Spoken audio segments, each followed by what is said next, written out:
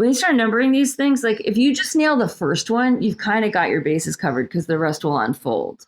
And that's where habit stacking, where like one thing as Saucha becomes a habit, what arises as Santosha. As Santosha becomes a habit, what arises is tapas. What arises is like, oh, that's where I want to go. So what happens when you really clean up on your act on all levels, on your physical level, your energy level, your mental level, your intuitive level, your bliss body, right? You clean the bodies.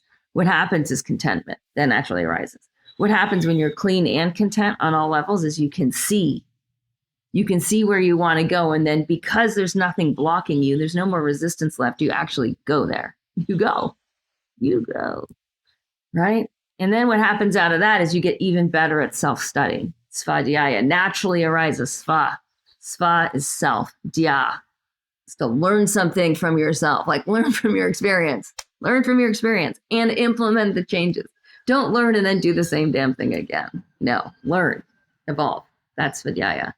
So how does it happen is you start to look to the self for answers.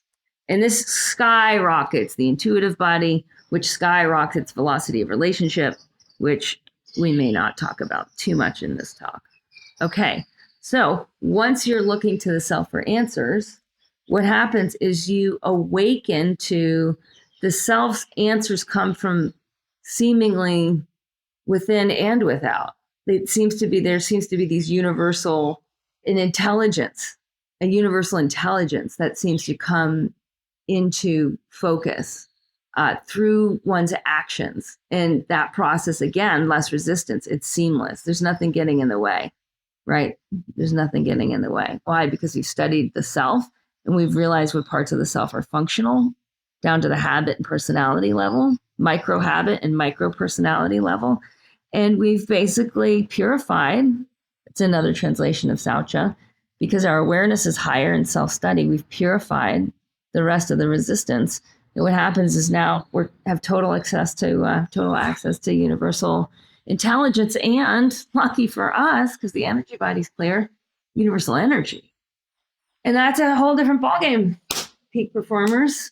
That's a whole different ballgame. So let's see, you probably want to see pictures of Ishvara Pranidhana, this partnering with universal law, right? And universal energy, universal intelligence. There's a lot of different ways to say it. Different access points are like being in your back body, seeing through your third eye, and focusing on the long-term horizon. Yeah.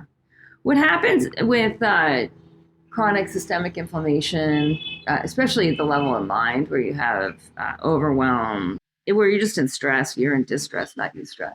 So the negative stressors in the mental body, which are so prominent in modern culture, is what happens is there's just a missing of the mark. And that's the translation of sin, right? And that's where you just like none of this stuff is happening, not aligning.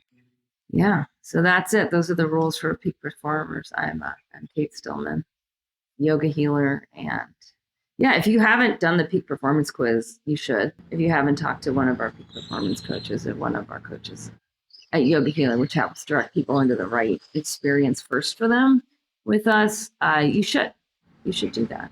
So go to yogahealer.com/peak and we'll go from there.